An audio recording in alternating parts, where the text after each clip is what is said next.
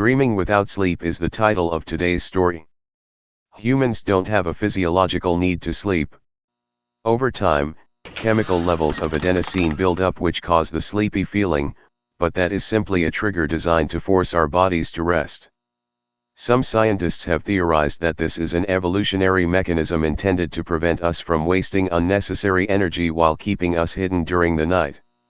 Well, there isn't any shortage of calories to consume, and there's nothing going to eat me in the night, so as far as I'm concerned, sleep is just an antiquated fetter which humans should leave behind. We don't need sleep to live, but we cannot survive without dreaming. And if you stay awake for long enough, you'll start to dream even while awake. The more you try to fight those dreams, the more real they will become. Pretty soon, you can't tell which is the dream and which is real, or whether there is a difference at all. That's the story I told the police, and my attorney, and it's the story I'm sticking with now. It started when I read an article in my psychology class about this Vietnamese insomniac named Thai Ngoc who hasn't slept in 43 years. It said he had some kind of fever, and then never felt the urge to sleep again. Even working full-time, it's like he has a vacation every night. I don't know about you, but for a stressed-out college student always trying to cram for the latest test, that sounded like a lifesaver. I'm paying my own way through college with a work-study program, and trying to maintain a social life in the half-hour break I have between class and work is absolutely impossible.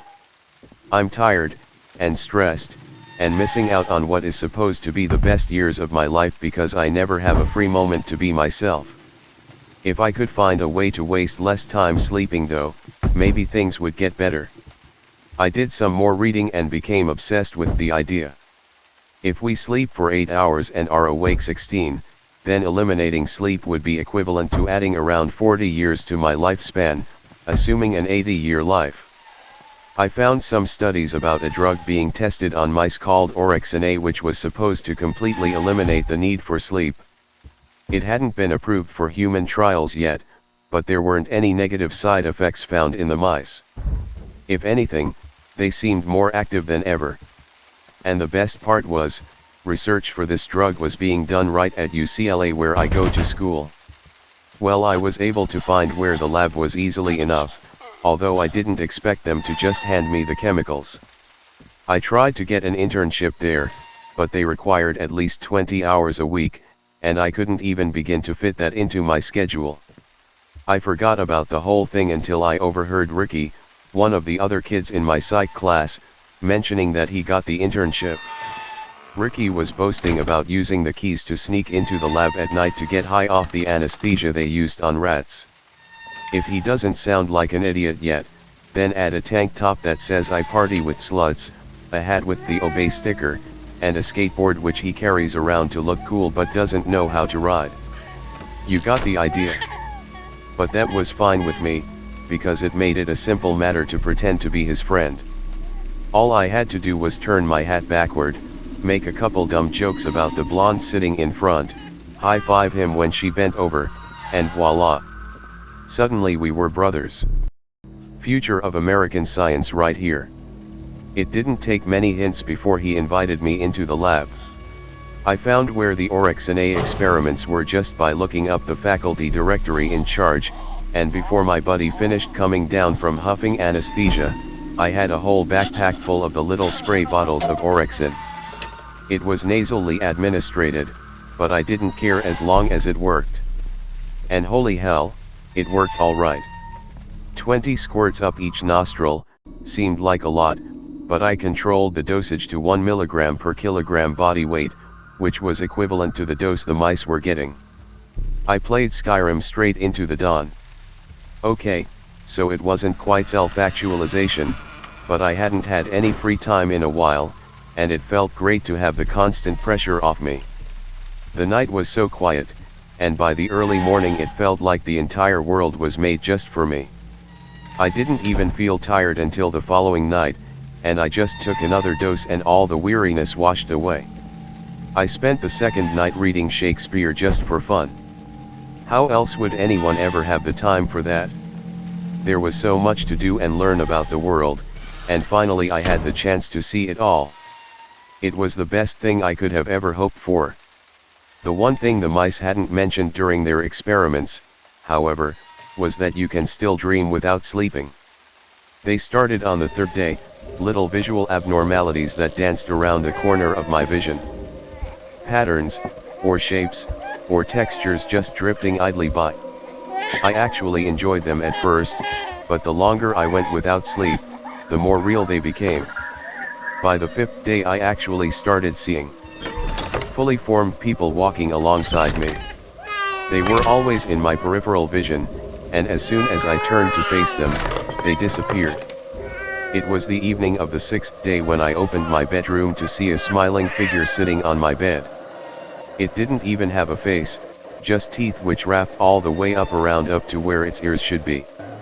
I splashed cold water in my face and the thing disappeared, but it still freaked me out. I decided to take a break from the drug then, but even without it, I couldn't sleep that night. There must have still been some in my system. I tossed and turned, and every time I got up, that figure with the teeth was there watching me. Every time I jolted myself awake, it would linger a little longer in my room, just silently smiling. I managed to get through the next day, still off the drug, and still seeing the creature out of the corner of my eye wherever I looked. I got used to him though and even began to nod off during the psych lecture. After class, I decided to call in sick from work and just go sleep. Ricky was trying to talk to me, but I was so tired I couldn't even figure out what he was saying. It was hard to even look at him with the creature standing next to us. I just mumbled something and turned to leave, but the idiot kept following me. I shouldn't have shoved him, but I was so tired I couldn't deal with pretending to be his friend anymore. He stumbled back a few paces, right into the smiling creature. The weirdest thing was, I swear he bounced off the creature and looked over his shoulder. It seems stupid to think he could see my dream, but I was so tired I wasn't thinking straight. I just bolted and ran. Ricky was still following me though, he was insistent. Something about there being a security camera at the lab. That we had to get our story straight about what we were doing there. I don't know. I just wanted to get home. I just wanted to sleep.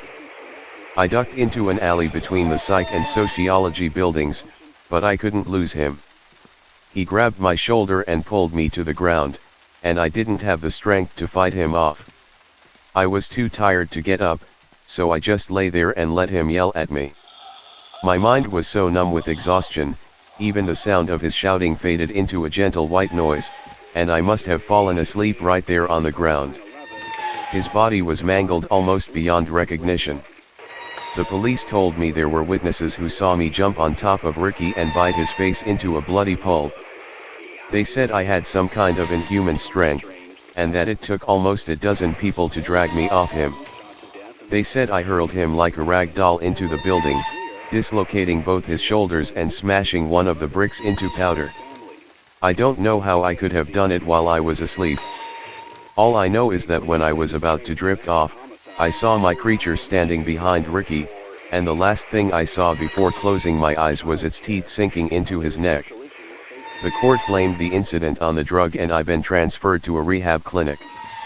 It's been 4 days since I've last taken Orexin, but the creature hasn't gone away. Every time I close my eyes, it's sitting a little closer. Sooner or later I'm going to fall asleep, and it's going to take control again. I'm writing this because if I can't stay awake, I want someone out there to know. Don't blame me for what he does when I'm asleep. I'm fighting it for as long as I can. Thanks for watching this video. If you want to hear more horror stories like this one, do subscribe and like the video.